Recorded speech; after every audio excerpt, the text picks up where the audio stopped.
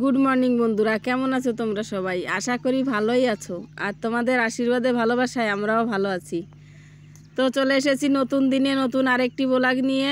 তো আশা করি তোমাদের সবারই ব্লগটি ভালো লাগবে। তো শুরু থেকে শেষ পর্যন্ত দেখতে থাকো আর আমার সঙ্গে থাকো। তো তোমাদের দাদা ভাই এই যে দেখো সকাল সকাল চলে এসেছে মাঠ থেকে মাছ ধরে নিয়ে। তো চলো কি মাছ ধরে নিয়ে এসেছে তোমাদেরও দেখিয়ে দিই। আর ওদিকে মা কাকিমা দুজনে এসে বসে রয়েছে, নাতি নাতনি কোলে নেবে সেজন্য। তো এই যে দেখো কত মাছ বেঁধেছে জালে, অনেক মাছ বেঁধেছে। কাল সকালবেলাও বেঁধেছিল আর আজও বেঁধেছে। দেখতে পাচ্ছ কত মাছ।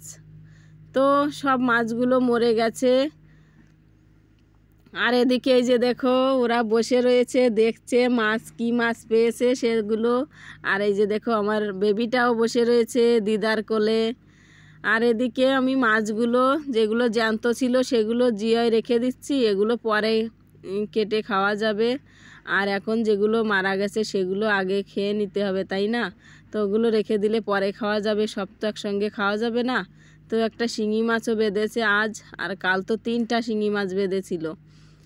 তো অনেক মাছই পেয়েছে, এগুলো থেকে মাকে বেশিগুলো দিয়ে দেব, মা রেখে দেবে ফ্রিজে, নিজেরা খাবে। আর আমার এই যে হাঁসগুলো যাচ্ছে মাঠে এখন, আর বাড়ি আসবে সেই সন্ধ্যাবেলা সারাদিন পর। তো আমি মাছগুলো মাকে বেশিটা দিয়ে দিয়েছি, আর আমি অল্প করে মাছ কেটেছি। তো লেটা লেটা মাছ আমি খাই না, মেয়ে খায় না, সেজন্য অল্প করে মাছ রেখেছি আর বেশি মাকে দিয়ে দিয়েছি। তো মাছ কাটা হয়ে গেছে। আর এই যে দেখো এদিকে জামা কাপড়গুলো নিয়ে এসেছি, এগুলো ধুতে হবে। থালা বাসনগুলো রেখেছি, ওগুলো ধুতে হবে সব।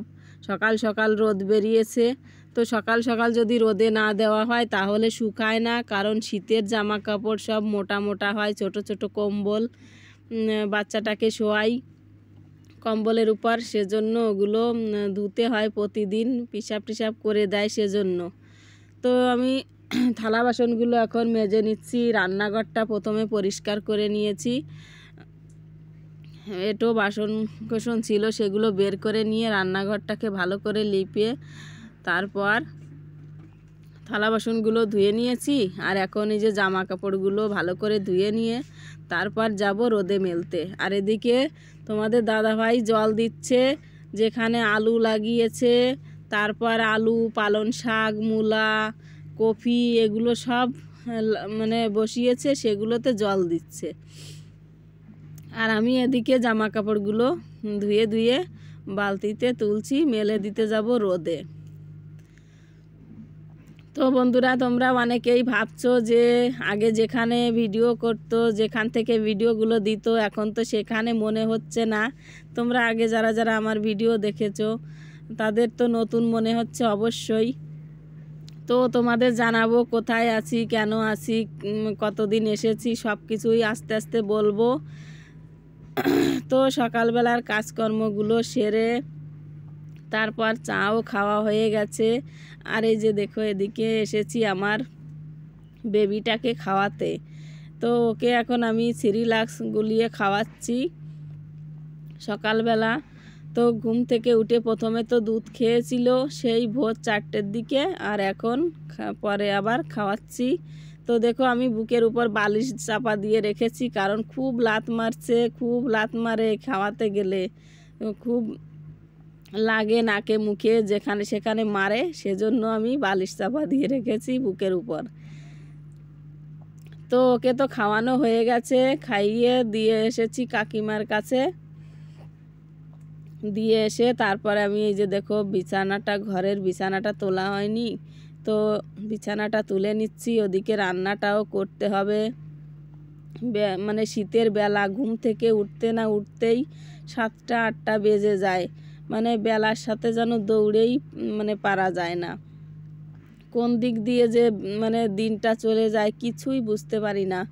আগে তো তবুও অনেকটা কম ছিল কাজ, এখন বাচ্চাটা হওয়ার পরে কাজটা কতটা বেড়ে গেছে ভাবতে পারছো? তাকে খাওয়াতে হয়, তাকে ঘুম পাড়াতে হয়, চান করাতে হয়, তাকে নিয়ে ঘুরে বেড়াতে হয়, কত কিছু করতে হয়।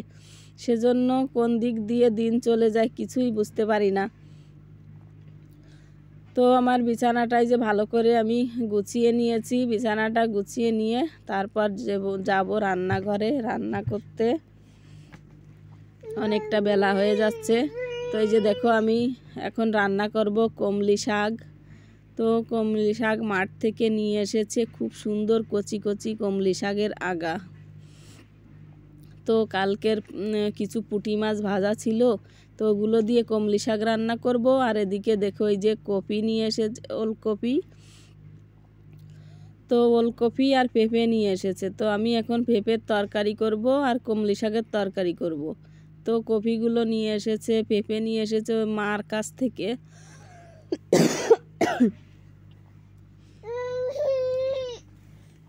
বাবা জমিতে কপি লাগিয়েছে, তো সেই জমি থেকে কপি নিয়ে এসেছে মেয়ে গিয়ে।